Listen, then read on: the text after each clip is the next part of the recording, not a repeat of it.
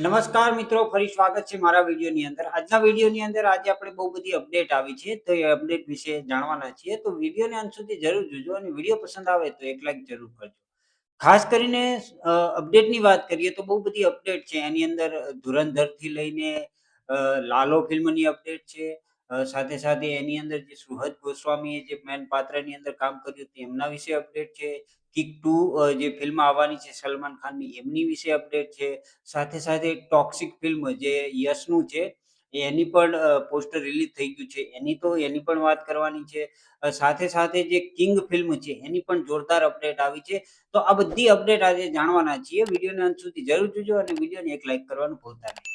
તો શરૂઆત આપણે પહેલા કરશું કે રણવીર સિંહની તાજેતરમાં જે ફિલ્મ રિલીઝ થઈ છે ધુરંધર, એનું બોક્સ ઓફિસ કલેક્શન બહુ સારું રહ્યું છે. મતલબ કે 4 દિવસની અંદર સોમવાર સુધીમાં 130 કરોડ જેટલું કલેક્શન કરી લીધું છે. અને ખાસ વાત એ છે કે આ હવે ઓટીટીની અંદર પણ જવા માટે તૈયાર થઈ ગઈ છે. મતલબ કે નેટફ્લિક્સે આના ઓટીટી રાઇટ્સ કન્ફર્મ કરી લીધા છે, લઈ લીધા છે. 130 કરોડની અંદર રૂપિયા કહેવાય કે 130 કરોડની અંદર આ જે છે ઓટીટી રાઇટ્સ ખરીદ્યા છે. અને ખાસ કરીને જોવા જઈએ તો પહેલા ભાગના 65 અને બીજા ભાગના 65 કરોડ એ રીતે આનું કહેવાય કે ચૂકવણી થઈ છે.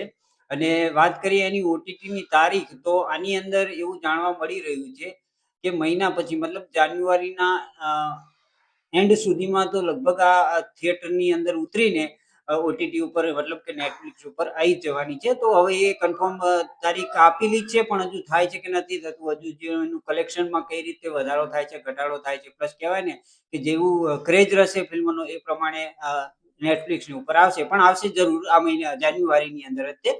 તો એ કન્ફર્મ થઈ ગયું છે. એની પછી બીજું એ જણાવવા માંગુ છું કે ધુરંધર 2 છે જ્યારે આવવાનું, મતલબ કે પહેલી તો હજુ કમાણી કરી જ રહી છે, પણ 2 ની પણ અત્યારથી જ કહેવાય ને કે લોકોમાં ઉત્સાહ જોવા મળી રહ્યો છે. પણ તે દિવસે 2 ફિલ્મ રિલીઝ થવાની છે. મતલબ કે ધુરંધર અને ધમાલ એ બંને વચ્ચે છે ને ધમાસાણ જામવાનું છે એવું લાગી રહ્યું છે. એવી કન્ફર્મેશન કાલના દિવસની અંદર હતી. પણ જ્યારે મેં વિડીયો બનાવી લીધો કાલે અને મૂકવાની તૈયારી કરતો હતો આજ સવારમાં, પણ એ સમયે એવું થયું કે બીજી નવી અપડેટ આવી. મતલબ કે ધુરંધર અને ધમાલની વચ્ચે 3 ફિલ્મો ટોટલ થઈ. મતલબ કે ધુરંધર, ટોક્સિક અને ધમાલ 4 3 ફિલ્મો છે ને એક સાથે જ આવવાની હતી. એની અંદર એક ફિલ્મ તો પાછી પડી ગઈ છે, જેની અંદર ધમાલ 4 જે અજય દેવગનની હતી એની રિલીઝ ડેટ પોસ્ટપોન કરી દેવામાં આવી છે. કારણ કે ધુરંધરનું જે આ કલેક્શન જોતા અને લોકોમાં ક્રેઝ જોતા આ વસ્તુમાં ફેરફાર કરેલો છે ખાસ તો આને. તો એની રિલીઝ ડેટ કહેવાય ને કે પોસ્ટપોન કરી દેવામાં આવી છે. બીજી તો એ અપડેટ છે. એની પછી જે અપડેટ છે એ કિક ફિલ્મની છે. મતલબ કે સલમાન ખાનની જે પહેલી કિક હતી, સારું એવું કલેક્શન કરીને બહુ નામના મેળવી અને બહુ બધી કમાણી કરી. એ પછી જે બીજી 2-3 ફિલ્મો આવી પણ એ મતલબ ફ્લોપ તો ના રહી, પણ ઓછી કમાણી કરી. તો એની પછી એમને વાત થઈ ગઈ છે કિક 2 ફિલ્મ જરૂર આવવાનું છે. એની અંદર એક નવી અપડેટ એ આવી છે કે એની અંદર ઉન્ની મુકુંદન કરીને જે સાઉથના મલયાલમ સ્ટાર છે, જેમને એ પહેલા પણ આપણે બહુ બધી ફિલ્મોમાં જોયા છે. ખાસ તો ગૂગલ ઉપર સર્ચ કરજો, જેમ કે માર્કો ફિલ્મ છે, જે માર્કો ફિલ્મમાં કામ કર્યું હતું. એ પ્રસિદ્ધ જે એક્ટર છે એમને વિલન તરીકે આની અંદર કાસ્ટ કરવામાં આવ્યા છે. બાકીના અપડેટ શું છે એ તો હવે આગળના સમયની અંદર ખબર પડશે. પણ કિક 2 ની અંદર કન્ફર્મ થઈ ગયા છે. તો એ અપડેટ છે. એની પછી કિંગની છે. મતલબ કે શાહરુખ ખાનની અપકમિંગ ફિલ્મ કિંગ છે. એની અંદર એમની દીકરી એટલે કે સુહાના ખાનનું પણ કેમિયો મતલબ કે રોલ જોવા મળશે. અને ખાસ કરીને એમની એક્શન સિક્વન્સની અંદર અમને એડ કરવામાં આવે છે એવું જાણવા મળી રહ્યું છે. અને અત્યારે હાલમાં એની ટ્રેનિંગ પણ ચાલુ થઈ ગઈ છે એવું ન્યૂઝની અંદર બહાર પડ્યું છે. તો એ રીતે એમની દીકરી છે સુહાના ખાન, એ પણ આની અંદર કાસ્ટ થવાની છે અને એની એક્શન કરતી જોવા મળશે.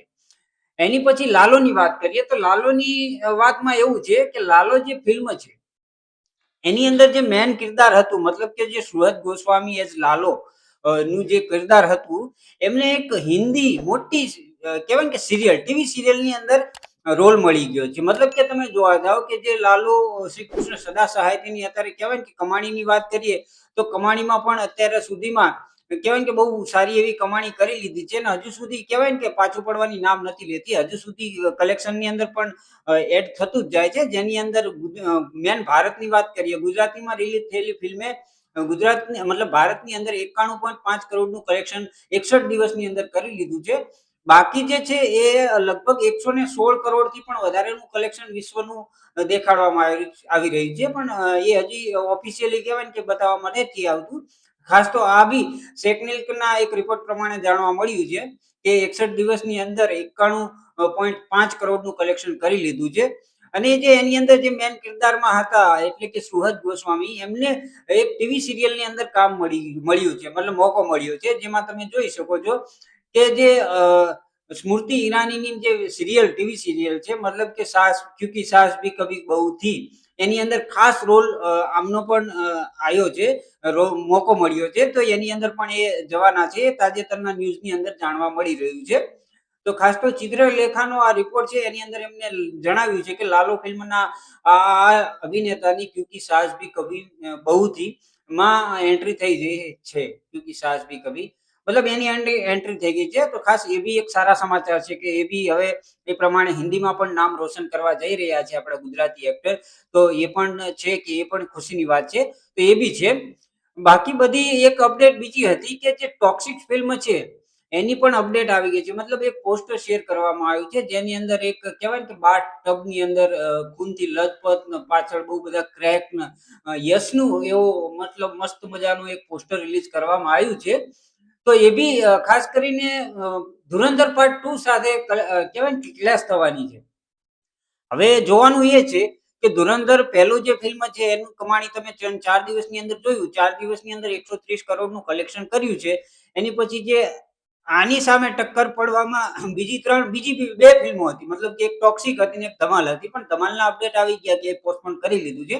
પણ આમની હજુ કાલે જ 100 દિવસ વાર છે. મતલબ કે કાલથી 100 દિવસે એટલે 19 માર્ચના દિવસે આ જે ફિલ્મ છે ટોક્સિક ફિલ્મ એ રિલીઝ કરવામાં આવશે એવું કન્ફર્મ કરી દીધું છે.